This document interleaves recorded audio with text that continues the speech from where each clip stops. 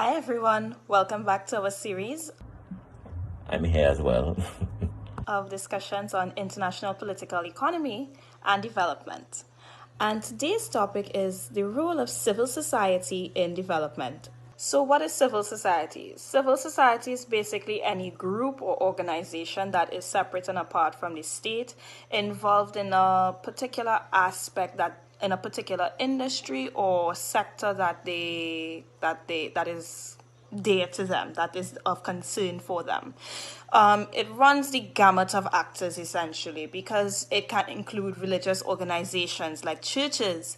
You have charity groups like the Red Cross. You have clubs. You have clubs like, when you were young and your parents used to force you to go to Scouts. That's a civil society group, folks.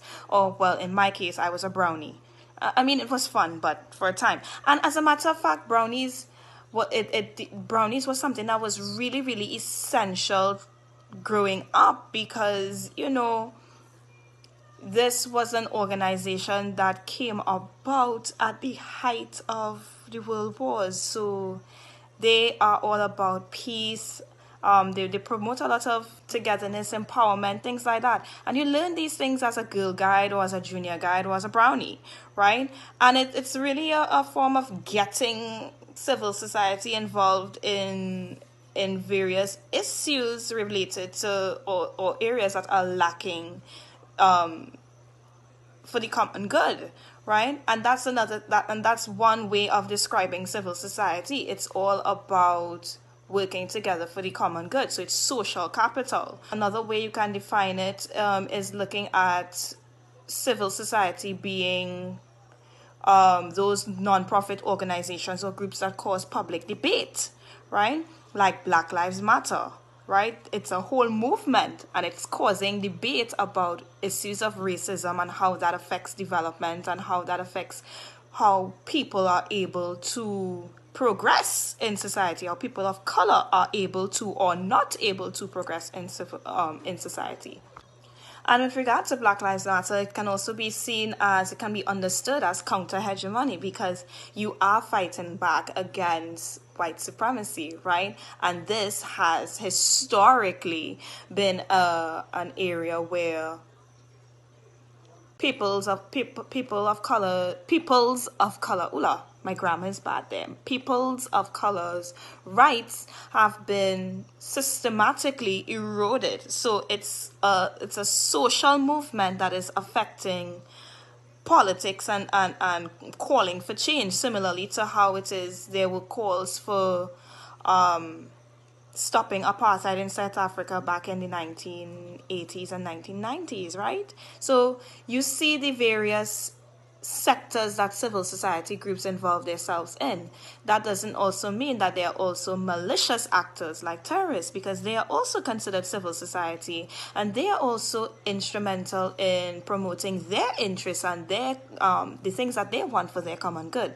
But in the interest of what we're talking about here, we're not talking about them because they're not interested in development. I believe it was former UN Secretary General Kofi Annan who said that the role of civil society is to hold states' feet to the fire when it comes to development, human rights, enforcing human rights. That is the role. They act as a sort of a check or a balance, and they fill in the gaps, and they really do.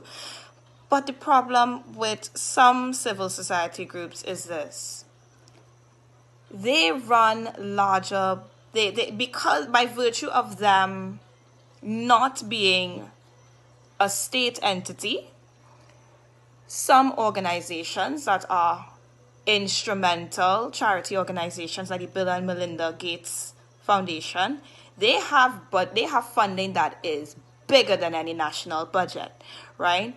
You also have groups like Médecins Sans Frontières, Doctors Without Borders, right? And these are groups that have been around for quite a long time, and they have budgets that are bigger than any national budget because people contribute to these organizations, right? And it is these contributions that allow them to do the good work that they do in the case of Doctors Without Borders, it's providing health care in areas that are in extreme conflict, right? But they weren't able to do that effectively in a place like Yemen because, well, Yemen is unfortunately a bit of a mess, guys, because the lack of infrastructure, the constant bombings, they're not able to work effectively, they're not able to distribute the medicines effectively, they're not able to do the things that they're able to do because of the amount of conflict. They can't even pay their volunteers or the people who are employed with them, and because of that, the Médecins Sans Frontières has had to pull out of Yemen, right? In the case of the Bill and Melinda Gates Foundation, they are instrumental in promoting vaccines for certain non-communicable diseases, right? And they can do this because they have the budget to do it, and they don't necessarily have the constraints that governmental agencies have to deal with when it comes to implementing a program. And that's where the problem comes in for some of these groups. It's about the lack of accountability, because some civil society groups, while they are a force for good, some of them are not very accountable and not very transparent. Let's take the case of Haiti. So in 2010, Haiti had this massive earthquake, right? Destroyed a lot of infrastructure, lots of people homeless, and the international community, they were in shock at the level of destruction that happened in Haiti, and their hearts bled for Haiti, and they decided, let us see how we can help this country get back on its feet. Let's see how we can help this country reconstruct, right?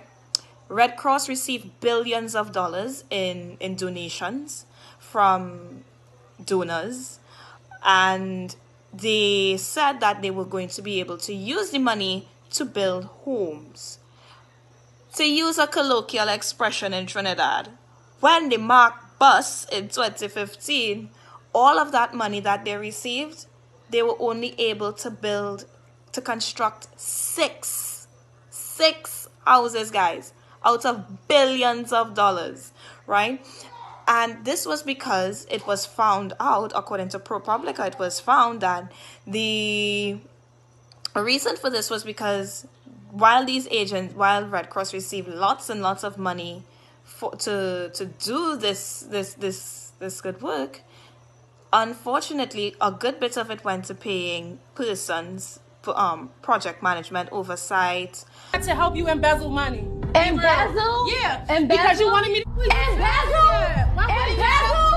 Embezzle? I was helping her. Embezzle? She's talking about embezzle money and paying employees, paying construction, and then there's also the problem of Haiti being unstable, in the sense that it's a very fragile state for most people, for according to most persons in the international community. It's a fragile state, and unfortunately there is quite a bit of criminal activity that the state has not managed to get under control. So a lot of that could possibly have contributed to the lack of construction of objectives of the Red Cross. That may have contributed to it, right? But it did not change the fact that Red Cross did not account for this until an investigation was done, right? So another criticism of these civil society groups, on not only on their lack of accountability, also the fact that some scholars view aid from these groups and organizations as much as they are apolitical. No organization is apolitical. They are accountable to their home country in which they are headquartered, right? So they have to follow the jurisdictional laws of their own countries, even their operations abroad in other places, right? But another criticism beyond that is that some view the aid given by these agencies as vehicle for neoliberal Washington consensus-like reforms to economic policy, and thus the reforms that come with the aid are not necessarily beneficial to the state that is asking for assistance.